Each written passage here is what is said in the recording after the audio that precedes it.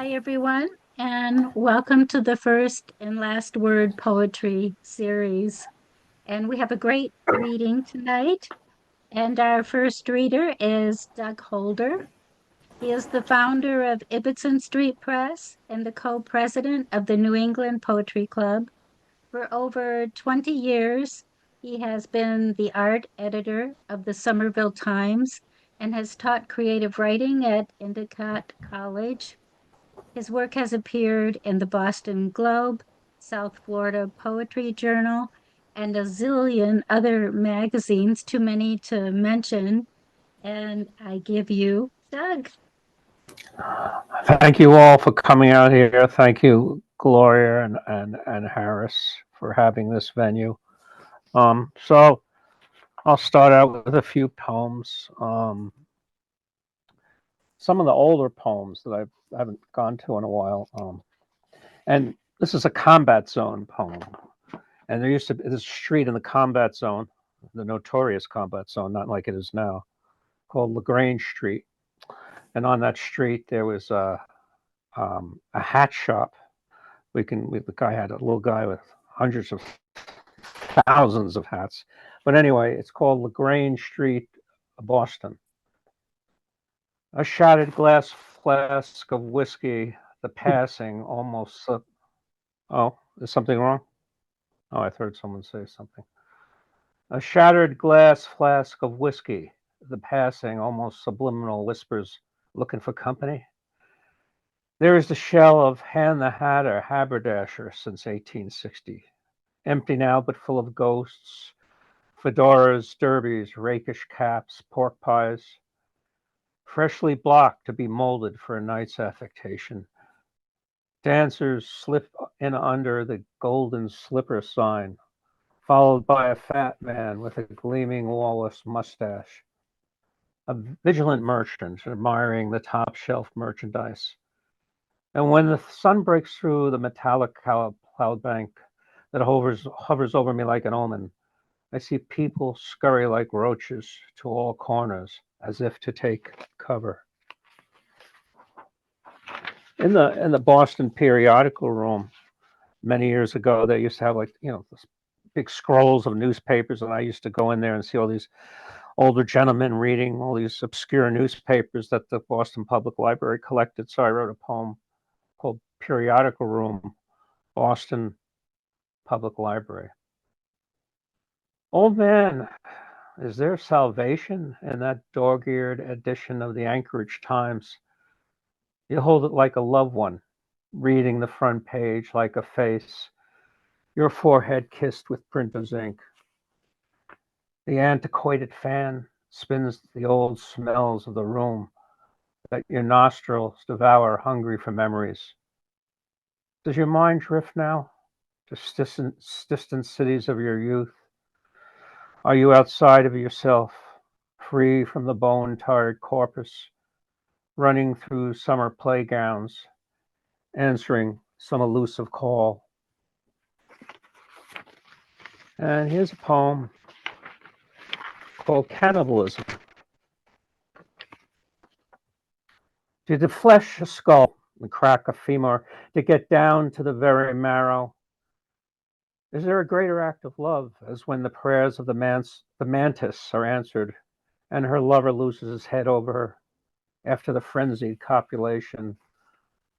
Or the amoeba, with all-consuming passion, shuns his bacterial prey and engulfs the object of his desire in a zygote for two? And isn't it the same, my love, for me and you?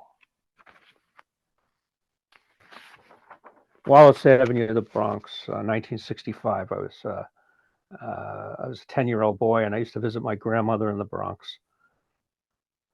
Rows of ancient Jewish women, like angry crustaceans, perched on lawn chairs, claws out, pinch at the peach fuzz of my flushed cheeks.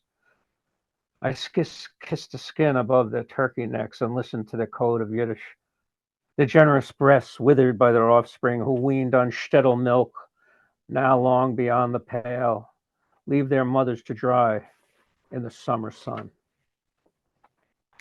And the recent passing of Joyce Randolph Um, I read this poem about Art Carney, who was, the the sewer man and the honeymooners. And so here it is. It's called "How Are Things Down in the Sewer." My father shuddered with laughter as that long, ungainly arm reached into an archaic icebox, emerging with a flailing drumstick. All his schemes, those madcap stabs of so many American dreams. Those iconic Brooklyn catcalls from an exotic, unseen fire escape. This weakly strange, antic dance with his corpulent pal.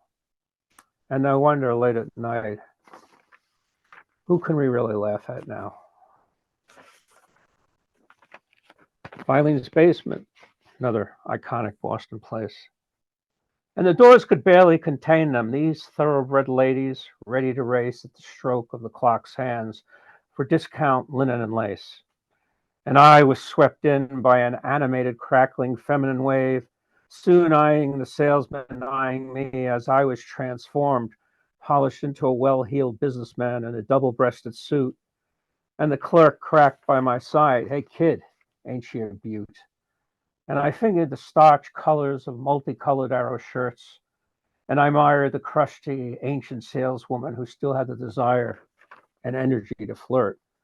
And where else could you drape your wounds with a funky fedora, the balm of a soft, slightly irregular Brooks Brothers shirt?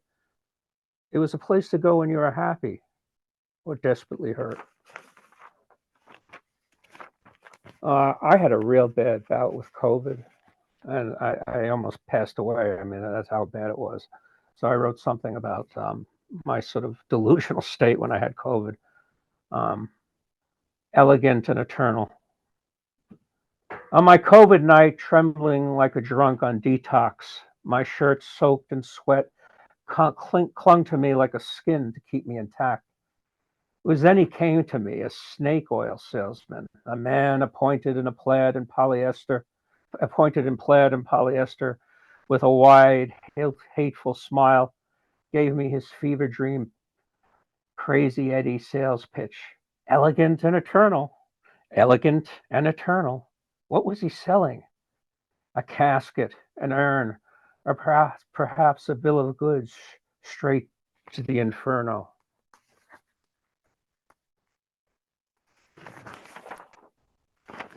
I used to ask my wife this all the time, my late wife, Diane, do you still love me? I would ask her that every day.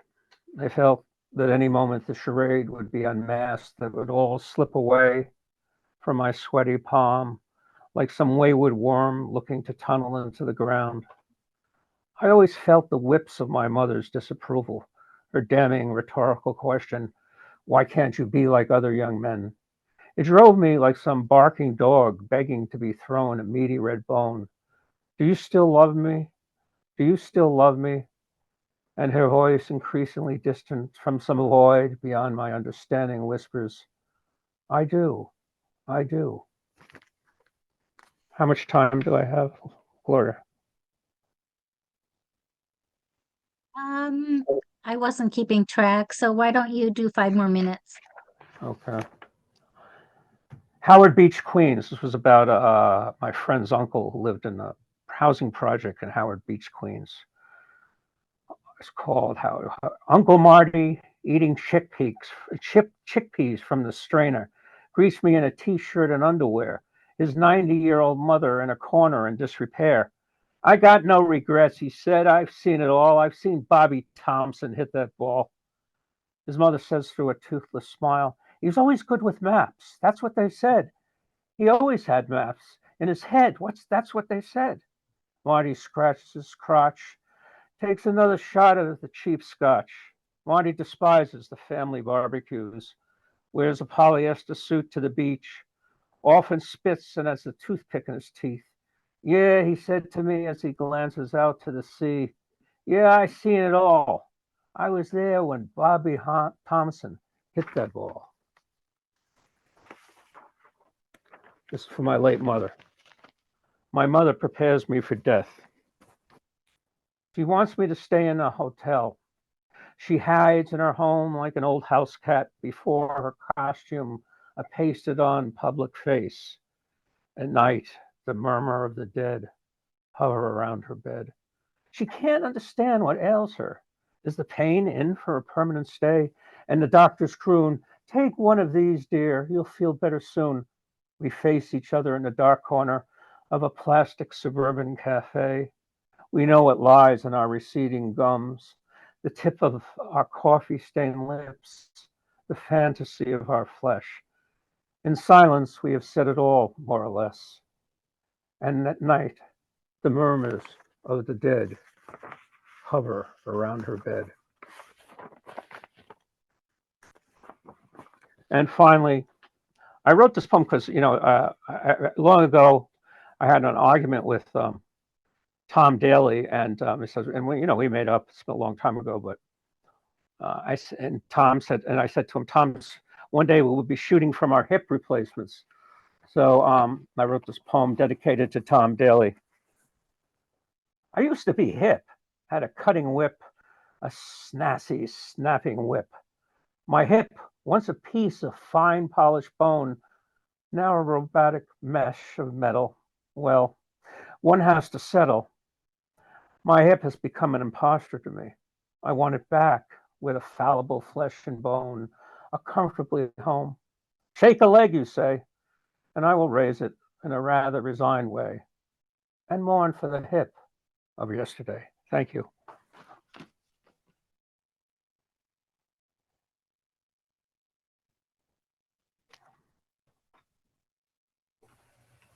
Doug, thank you very much. That's a nice selection and very entertaining and very engaging. Next, we're going to hear from the other co-president of the New England Poetry Club. Denise Provost has published 2 poetry collections, and she's been in Ibbetson Street, Muddy River, Poetry Review, qarrtsiluni, Poetry Porch, Constellations, and Light Quarterly, among others. She was twice Pushcart-nominated. Provost won Best Love Sonnet in the 2012 Maria C. Faust Sonnet Competition. She also won the 2021 Samuel Washington Allen Prize. And as I said at the beginning, she was elected co-president of the New England Poetry Club in 2022. Please welcome Denise Provost. Thank you all for being here. Thank you, Gloria and Harris, for for arranging this reading. And thank you, Doug, for reading so many of my favorite poems so beautifully. I have a potpourri of poems from different places. I chose this one because of the astronomical event we're greeting tonight. It's called Northern Equinox. Up here, the year is just coming awake, half dozing and still bare. The earth has thrown off this year's frozen woe. It leaves exposed this landscape's underlying granite bones, crusted with gray-green lichen. Their gray strata sparkle where light hits stripes of mica. Each evening, spring peepers and leopard frogs call out in joyful chorus from the bogs, where fresh skunk cabbages luxuriate. Fields of dead grass, though dull, are free of snow, show scattered clumps where Quaker ladies grow, pale blue and delicate. Down by the marsh, the red-winged blackbirds startle, raise their cries, whole flock harshly complaining as it flies.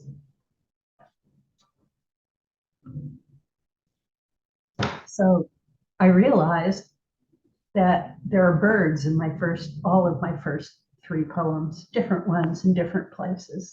You might recognize some. Here are the pro-choice penguins, which I wrote in 2013, back when we still had reproductive freedom and a certain Supreme Court decision was being celebrated. And I took my sticker home and stuck it on the calendar that had a photograph of penguins. And my daughter Emma, who is here, looked up and said, well, I'm glad the penguins are pro-choice, and inspired this poem. A crowd of emperors waddles on parade. From here, one sees their banners. Roe v. Wade, uphold the right to reproductive choice. They would shout out, if they but had the voice, about their own immense, compelling need to raise successful young. Each mouth to feed, a hard task on these unforgiving shores along the Weddell Sea. If they had more than one offspring at once, how would they meet the challenge to keep warm on father's feet one precious egg? Meanwhile, their mothers must hunt fish relentlessly as fathers trust their mate's return. Their careful calculus for survival can allow no excess of breeding, which explains their stated goal: free access to all forms of birth control. So, this third poem, as it turns out, is a springtime poem. It's called At Big Bend. More water in it once, the Rio Grande. In places, rapids roughed its winding run through what was wall-less desert. On its southern side, where trade has made the border porous, maquiladoras sprawl under an unremitting sun. Country women travel here, eager to toil in broiling factories, a better fate than starving by degrees. It's spring. The cactus blooms, spectacular. Hummingbirds sip nectar, hover over hot springs on the Mexican side. Although they easily could cross El Rio's shifting width without presenting any visas or passports.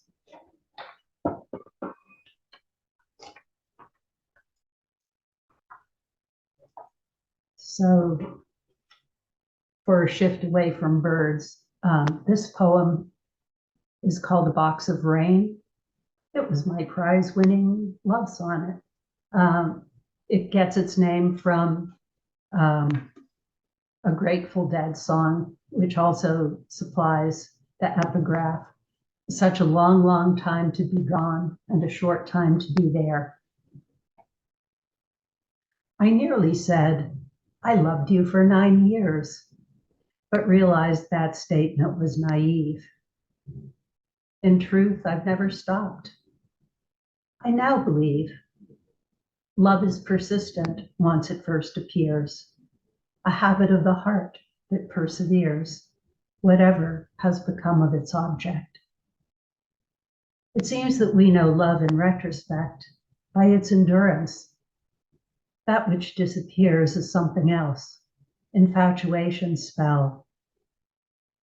But you have kept the past key to my dreams for decades, wandered there. I'll never tell the catalog of scenes played out between us, although I can still remember well an assignation in a hurricane, fear and excitement beating down like rain, and wind so strong it blew away all fears.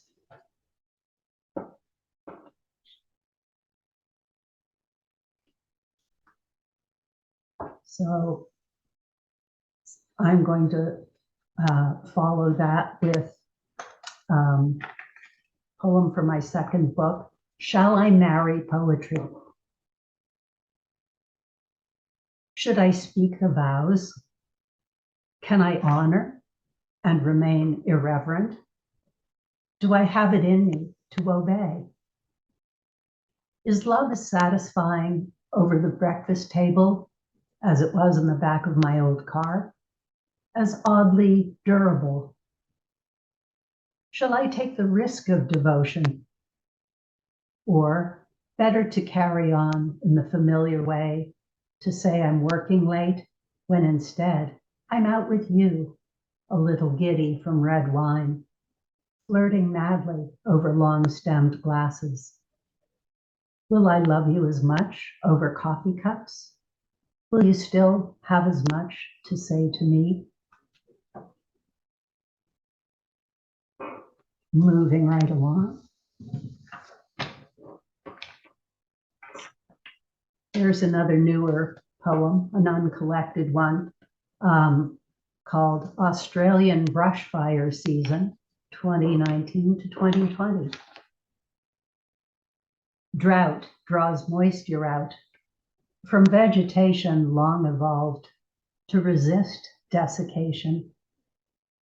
Year upon year, water disappears from peat swamps, deserts, brush, from 80-million-year-old rainforest. When lightning lands, ignition is instant. All is engulfed. Fires morph to megafire. Its separate atmosphere pumps pyrocumulus clouds aloft. Their dry lightning kisses new flames into being. 3 billion terrestrial vertebrates cremated alive. Whole species incinerated to presumed extinction. Pinwheel snails, chameleon grasshoppers, velvet worms. Inspecting charred wetlands, a biologist observes, we hadn't thought before that this was burnable earth.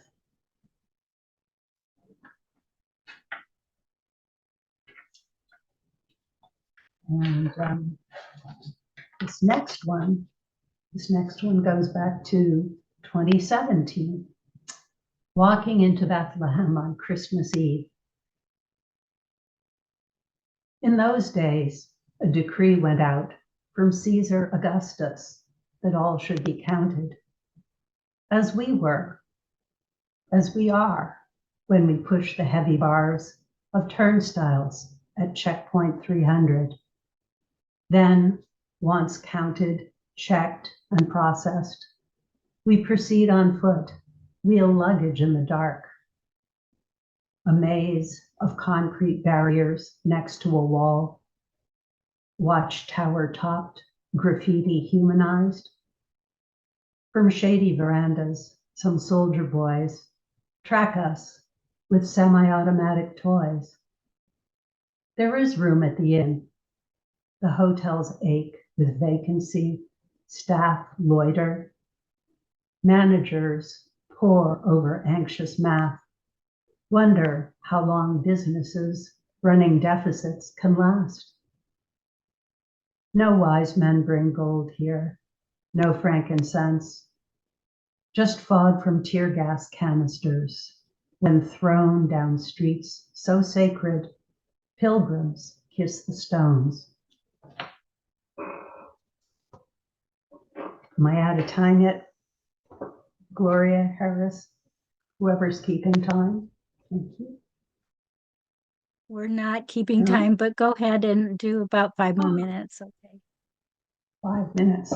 Okay, well, I'll do a longer one. The eponymous Curious Peach from the collection by that name. Yes, this is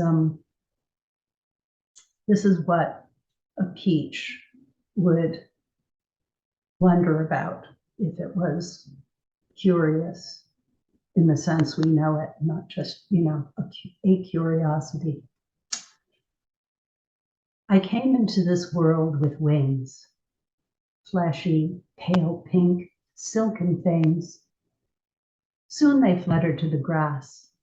My winged beginning did not last. Rosy bristles crowned my youth, but ornament spoke not my truth.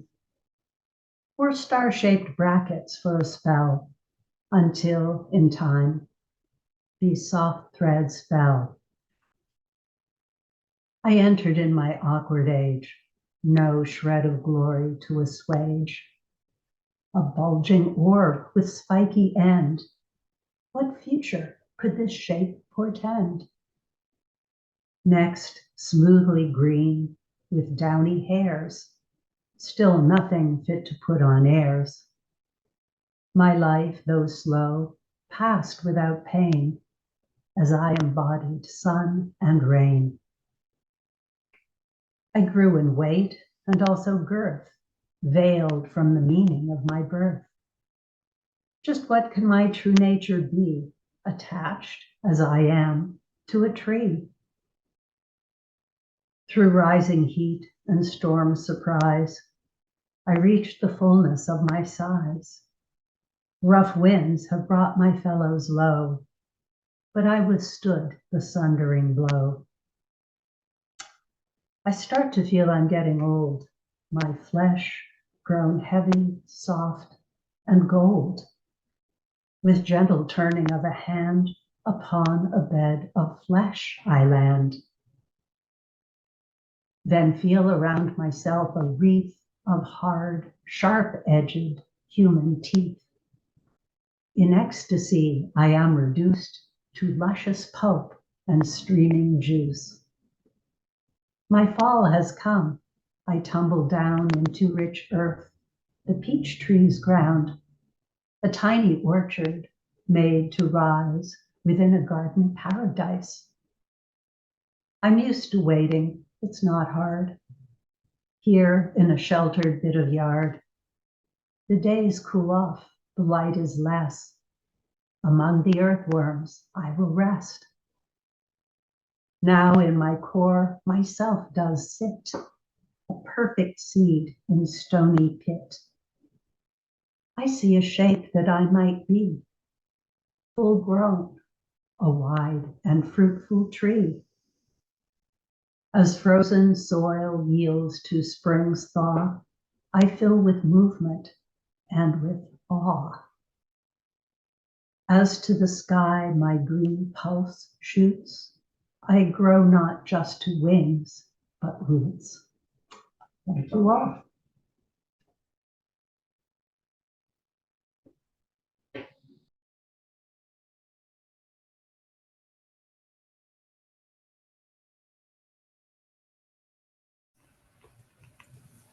Denise, that was another wonderful selection, and you reinforced my prediction that this was going to be truly an evening of quality poetry. Thank you very much.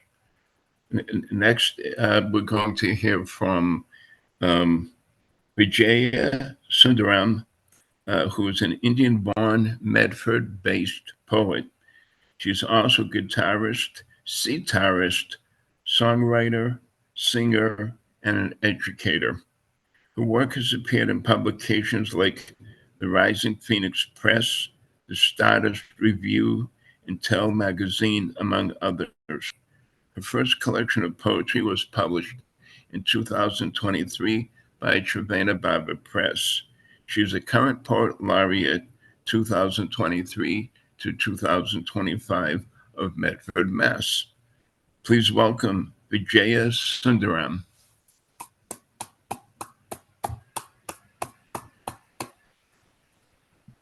Thank you so much. I'm going to start off by reading something from the book, Fractured Lens, which is, I don't know if you can see it because I have all this blurry stuff in front of me, but it's my first collection of poems from Červená Barva Press. And it's called, this is titled, On Listening to Dido's Lament for the Nth Time. Why does hearing a song about a story in Greek and Latin mythosphere, then retold in English, make me, an Indian woman, weep? Purcell makes my pulse dissolve in a sea of sadness. I come from the land of loss and suffering. I come from the land of mythology and dreams. I come from the land where mythological princes went into exile, lost their loves, learned about suffering, found God in the midst of it all, returned to their love, or had their love returned to them. There was hope there. This song is pure sorrow, and pure sorrow is hard, so hard to bear. We hide behind hope, tremble behind tropes, cliches, happy endings, to stories we seek, hungry for something we know not what. We know that in the end such endings are scant, for everything ends in death, even love. Yet Dido sings, broken, burning with love and betrayal, giving up all for one who deserves nothing, a narcissistic, uncaring ass. There's something beautiful, something absurd, unjust, unfair, unbearable about such love. It has nothing to do with the man she loves and everything to do with Dido. Or is it Dido? Where's your dignity, woman? I want to cry out to her across time and mythos. You undo all that women should be, I want to tell her, my voice stern and accusing. There's another part, though, where I admire her. I will never emulate her, but I ask myself often, what must it be like to turn to ashes with lust, to die for love?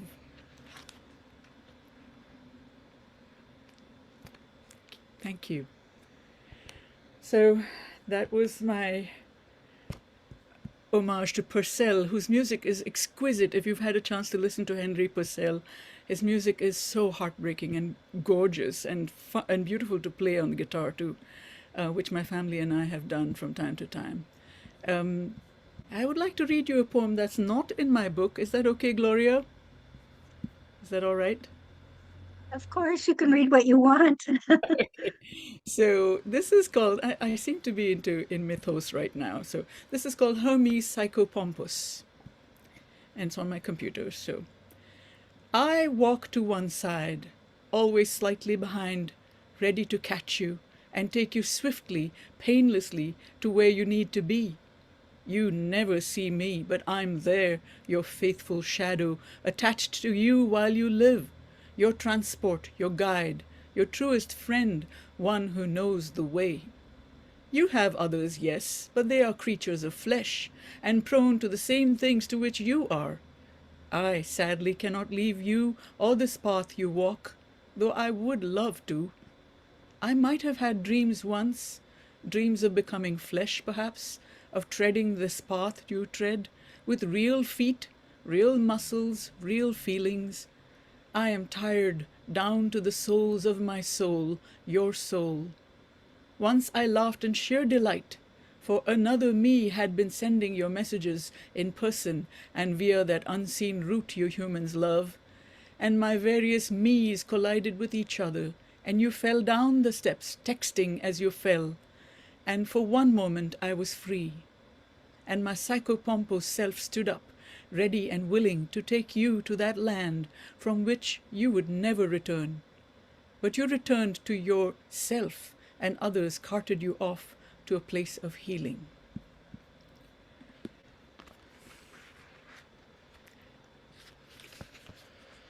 This one is called In the Dementia Unit of the Nursing Home. So coming down from the land of mythology to the desperately sad world of those who lose their minds and memories.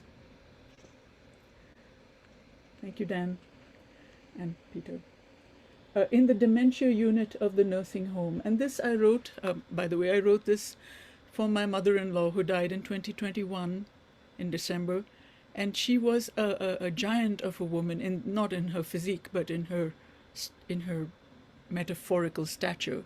She was the first person to set up continuing education for women. She was a therapist, an educator. She was a pilot. She was a crack shot. She went to Alaska and did experiments on bears. Don't ask me what they were, but she did something like that. And so she was quite an adventurous and wonderful New England-born woman, Ginny Senders.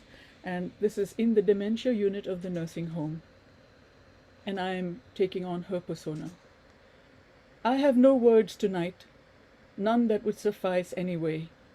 I want to be pure and simple, simple in thought, word, and deed. The humming of the world increases in this room, this bed, this confined space. A lifetime can be summed up thus: I lived, grew older, fell, moved, died. Perhaps the world was changed by me, perhaps I was changed by it. It matters not, not now. At present, I am content, not content with these. This bar of chocolate, this clementine, these earrings, this necklace, this ancient gold watch that belonged to my mother's mother, that ring, my mother's engagement ring, these paintings full of life and color and talent, mine, my joy in seeing beauty. These reminders of someone, a stranger who lived long ago, vibrant and witty, full of ambition and love of poetry, pretty and scholarly and generous, sarcastic and hurtful, not always liked, always striving to do what was right. Rain comes down like regret, and I forget why, although I weep. The silent woman seated in the other bed speaks and is silent again, staring fixedly at the silent television, its screen dark. Perhaps it's raining where she sits too.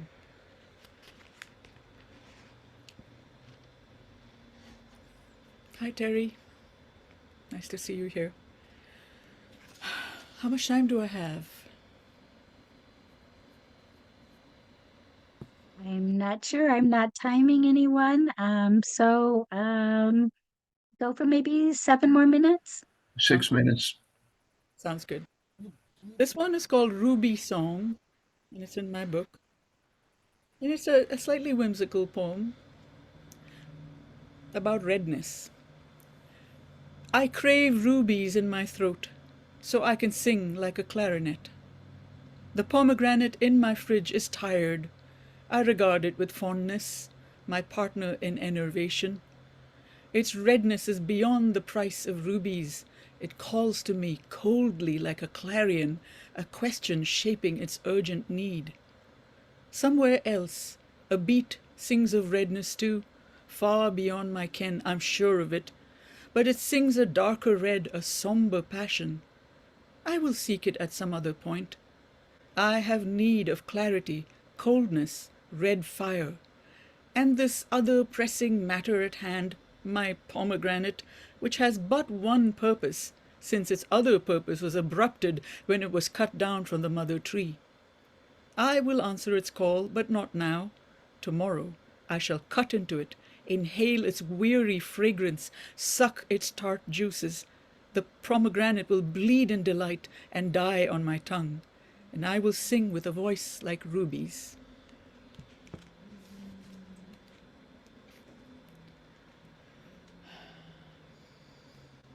Okay, let's see. Things that distract. Okay. Oh, give me a second. I can't decide.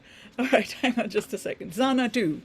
So I'm pretty sure that most of you are familiar with Samuel Taylor Coleridge's brilliant disjointed poem, right?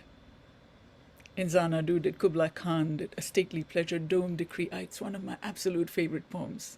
And the story goes that he was interrupted in his writing, I think. That I might be mixing some facts up, but he was interrupted in writing by someone whom he named the person from Porlock. And then when he went back, he started writing about a woman, a damsel with a dulcimer, and that became part of the first part of the poem. You can check and verify if I'm right about this. But this is called Xanadu. Daffodils light up the sidewalk, and tulips, crimson and purple, struggle into awareness. Trees exhale a sigh, glad at the chance of a rebirth. Every day is a why, followed by its wry sibling, why not? And I sigh over their squabble.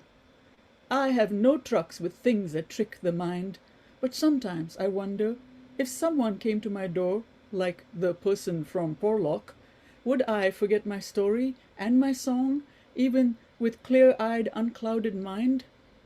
Would I welcome that which would interrupt what I had barely begun? Would I, with songs and words, build that octagon of towers with towers, people it with spirits, hedge it about with impassable things, and sit within, guitar in hand, singing of things never heard, of places never seen, of people never loved? Would my floating hair and flashing eyes keep you and you and you at bay? Would I look in a mirror and see everything, all of you, laterally inverted, flat, unknowable, and know with a hard metronomic pulse of knowledge that I could never know what was real and what was its reflection?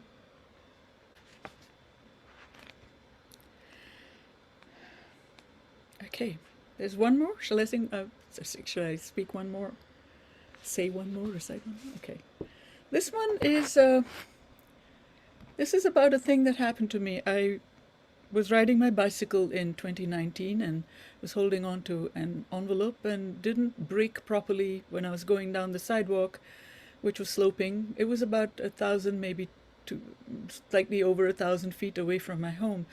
And luckily the envelope had my return address on it, because what happened was I went literally head over the bars. Like, apparently I was catapulted when I tried to apply the brakes, and I fell down with a hard thud on the sidewalk and lost consciousness for a full 10 minutes, and two good people stopped and they held my head and called the ambulance, and some police guy called my husband, who then came to the hospital. Yeah, it was quite something. I could have died then, and I thought, it's not a bad way to die. It's hard for the people holding you, but I had no memory of it, because when I woke up I was singing songs in the hospital. So that was very strange and bizarre and slightly, it's like almost like I was drunk. Anyway, this thing is called Fish in Air. Flying fish over bicycle bars, what single thought flew like a spark through turgid brain and frozen blood?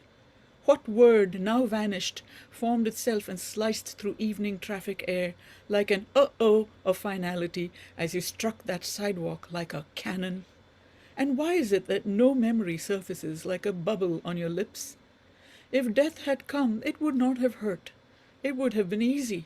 The hurt would have been for others, strangers left holding your body, waiting for your loved ones. I'm glad you didn't go. Much life is left to wade through, to swim through, to fly through. Hurt exists in bad dream space, but you erase hurt. You go through your life erasing hurt, so that when the end comes, you will go with no uh-oh. You will simply fly away, leaving breath and blood behind, and no sorrow will attend your passing, and you will be a memory, then a memory of a memory, then wink out of mind over other bicycle bars farther away from now. Thank you.